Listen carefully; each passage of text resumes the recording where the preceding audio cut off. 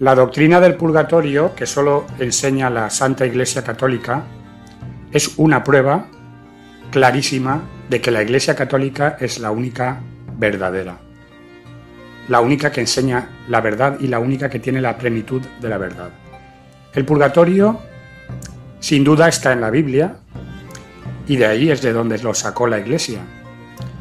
No es algo que se inventaron, sino es una conclusión a la que se llegó por los diversos pasajes que en la Biblia hablan sobre un lugar intermedio de purificación.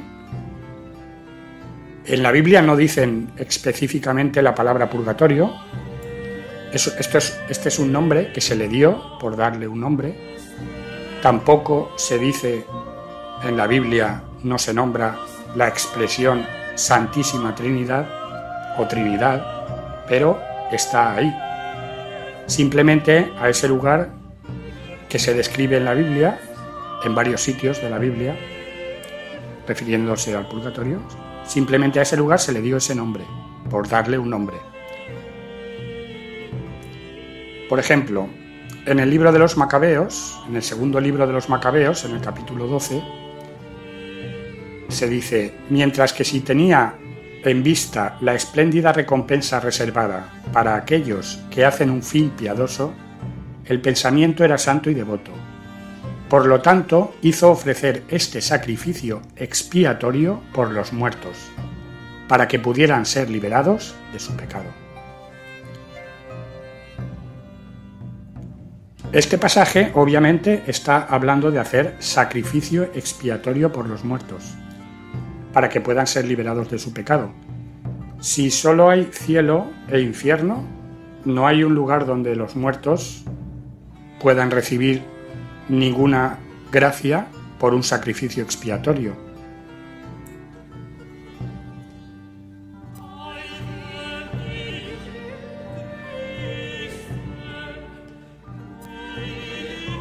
Y aunque hay muchos que alegan que el libro de Macabeos no es canónico, muchos de las sectas, porque obviamente Lutero este es uno de los libros que eliminó del canon de la Biblia. Eliminó otros, quería eliminar incluso el Apocalipsis, porque no se ajustaba a la doctrina, a la falsa doctrina que él quería enseñar. Pero de todas maneras hay un hecho evidente, y es que los judíos rezaban por las almas de sus muertos en el Antiguo Testamento y todavía hoy rezan por las almas de sus muertos. Jesús, que conocía obviamente esta costumbre, nunca la criticó. En ninguna parte del Nuevo Testamento prohíbe esta práctica de rezar por los muertos o incluso ofrecer sacrificios expiatorios por ellos.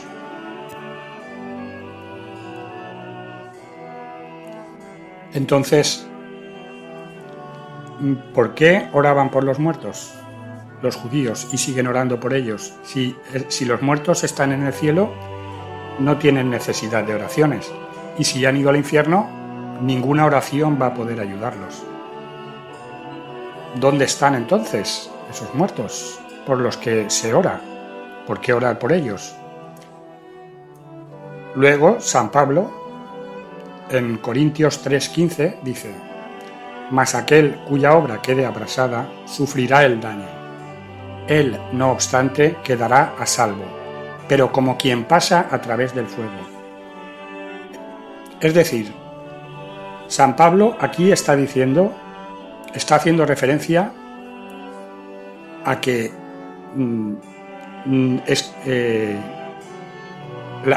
alguien pasa por el fuego, pero es salvo. Obviamente, en el cielo no se pasa por el fuego. Tampoco puede ser el infierno de lo que está hablando aquí San Pablo, porque está hablando de almas que se salvan. ¿Qué es entonces esto? Pues es un lugar donde se purgan las imperfecciones, es decir, lo que se ha dado en llamar purgatorio. Luego, en Mateo 5, 23, 26, el Señor mismo dice: si, pues, al presentar tu ofrenda en el altar te acuerdas entonces de que un hermano tuyo tiene algo contra ti, deja tu ofrenda allí, delante del altar, y vete primero a reconciliarte con tu hermano. Luego vuelves y presentas tu ofrenda. Ponte enseguida a buenas con tu adversario mientras vas con él por el camino. No sea que tu adversario te entregue al juez y el juez al guardia y te metan en la cárcel. Yo te aseguro que no saldrás de allí hasta que no hayas pagado el último céntimo. Esta cárcel de la que habla el Señor es ni más ni menos que el purgatorio, una cárcel de la que no se sale hasta que no se ha pagado el último céntimo de deuda. También el Señor en Mateo 12, 32 dice: y cualquiera que diga una palabra contra el Hijo del Hombre será perdonado, pero al que hable contra el Espíritu Santo no se le perdonará ni en este mundo ni en el venidero. ¿De qué está hablando? Del mundo venidero? Y esta declaración de nuestro Señor implica que al menos algunos pecados pueden ser perdonados en la próxima vida.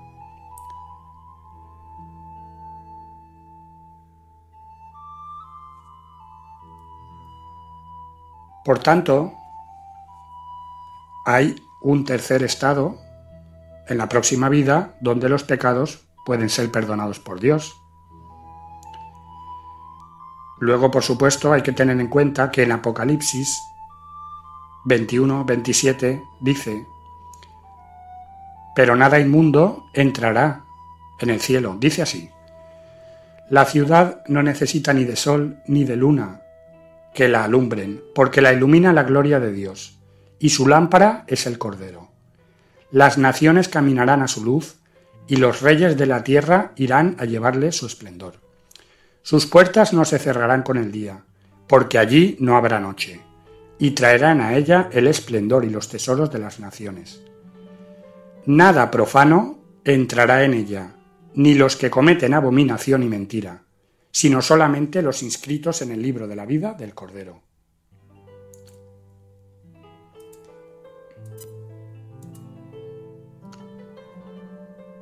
O sea, nada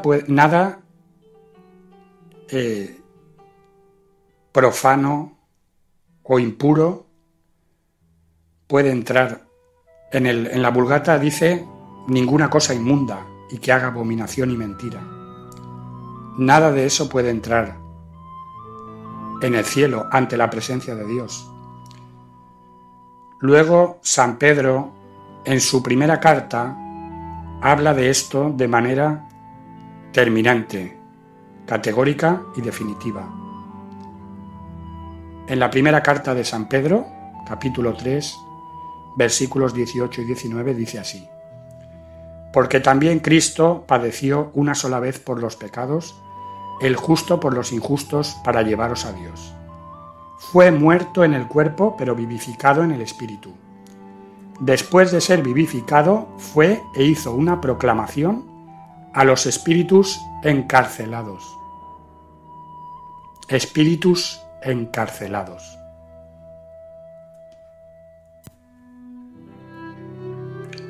¿Y dónde hay espíritus encarcelados? Obviamente en el infierno están encarcelados, pero para siempre, para toda la eternidad. Si no hay purgatorio, solo existe el cielo y el infierno y la tierra, ¿dónde estarían estos espíritus de los que habla San Pedro? Es la misma cárcel de la que hablaba Jesús.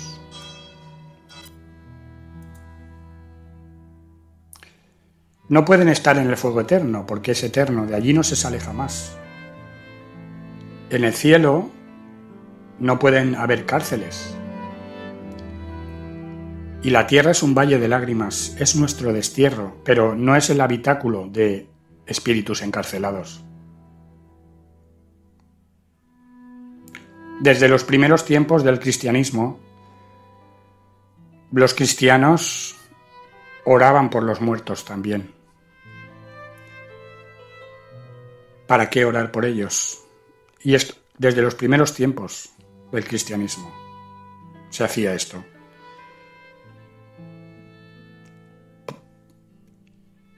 ¿Para qué orar por ellos si no hay un lugar intermedio y temporal? No necesitarían oraciones, si solo hay cielo e infierno, los cuales son eternos y definitivos. La verdad, a fin de cuentas, es que para creer en el purgatorio ni siquiera es necesario recurrir a las Sagradas Escrituras, ni a los padres de la Iglesia. Basta con utilizar el cerebro. Realmente el purgatorio, con el uso de la razón y el sentido común, son un elemento clave para comprenderlo, crucial, que demuestran que solo la Iglesia Católica es la verdadera y que nadie con una mente bien formada, que tenga honestidad intelectual, que esté más centrado en la verdad que en las emociones o motivaciones secretas, ocultas, alguien que sea buscador de la verdad, amante de la verdad, nadie así podría permanecer por muchos años o durante toda su vida en otras sectas o religiones cismáticas y o heréticas, llámese ortodoxas o protestantes o lo que sea. Es muy sencillo, no hace falta ni siquiera que lo diga la Biblia. Solo hay que usar la cabeza, el cerebro, que Dios nos ha dado para utilizarlo, no solo para... La cabeza no está solo para llevar pelo en ella.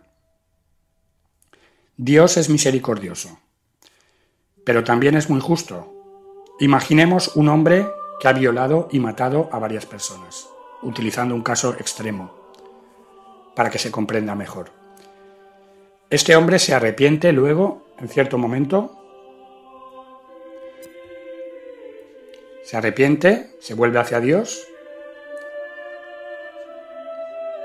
O, por ejemplo, un criminal de guerra que luego se arrepiente de sus pecados, de sus crímenes. ¿Perdona a Dios a un hombre que ha matado a cientos de personas o miles? ¿Lo perdonaría? ¿Perdona a Dios a un hombre que ha violado y matado? Si se arrepiente de todo corazón, si se acerca a Dios con humildad, Dios lo perdona, sí. Por lo tanto, ese hombre, si muere en gracia, no irá al infierno por esos pecados abominables, horribles, repugnantes, monstruosos. Ese hombre, porque Dios lo ha perdonado, al final irá al cielo. Si alguien piensa que no es así, entonces es que no cree en el perdón de Dios, que Jesucristo nos ganó en la cruz. Pero ¿es justo que ese hombre que ha violado y matado, o ese hombre que ha matado, ese criminal de guerra que ha matado a cientos de personas, por poner un ejemplo, es justo que esos dos hombres vayan al cielo directamente, igual que una persona que ha vivido santamente? ¿O igual que un niño que muere antes de haber cometido pecados? ¿O igual que una persona que nunca ha dañado a nadie? ¿Es justo esto? ¿Sería justo? Es absurdo, es irracional, descabellado, disparatado. Es una necedad, un disparate.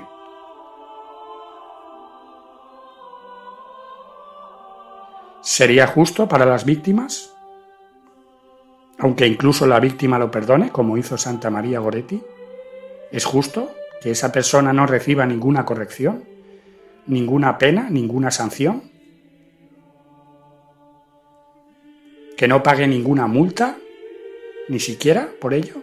Porque pongamos que esas dos personas incluso no pasen por la cárcel aquí en este mundo, pero se arrepienten. ¿Es justo que no tengan ninguna condena?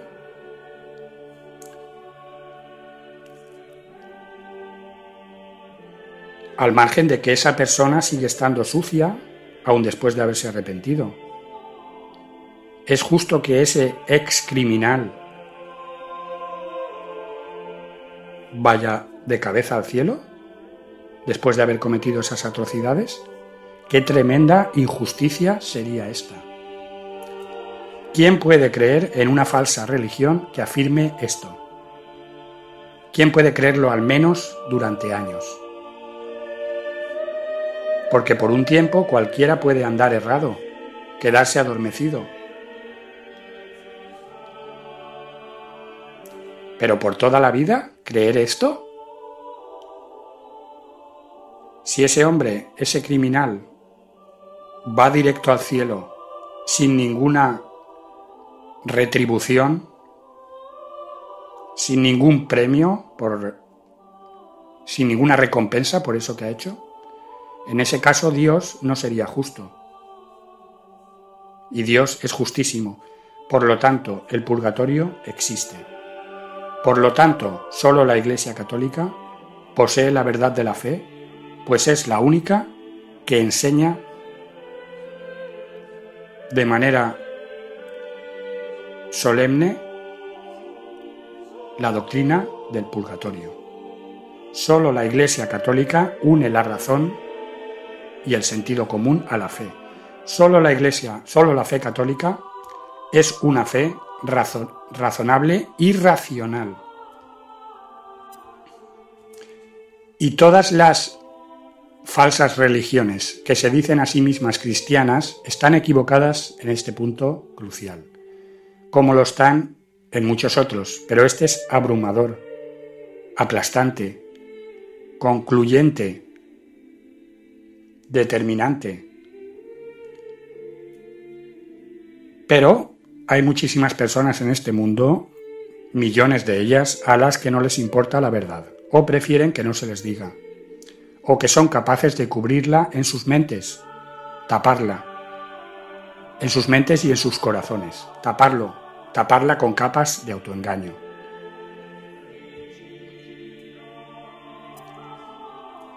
Por supuesto, de nuevo, puede haber personas que son amantes de la verdad, pero están en proceso, o todavía no han tenido tiempo, o todavía no han tenido oportunidad de encontrar la verdad.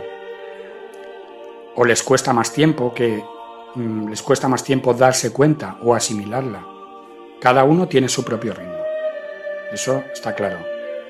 Pero tarde o temprano, esa persona amante de la verdad acabará dándose de narices con la verdad, si esta es su prioridad, si la antepone a sus emociones, a la costumbre, a sus costumbres y a sus comodidades.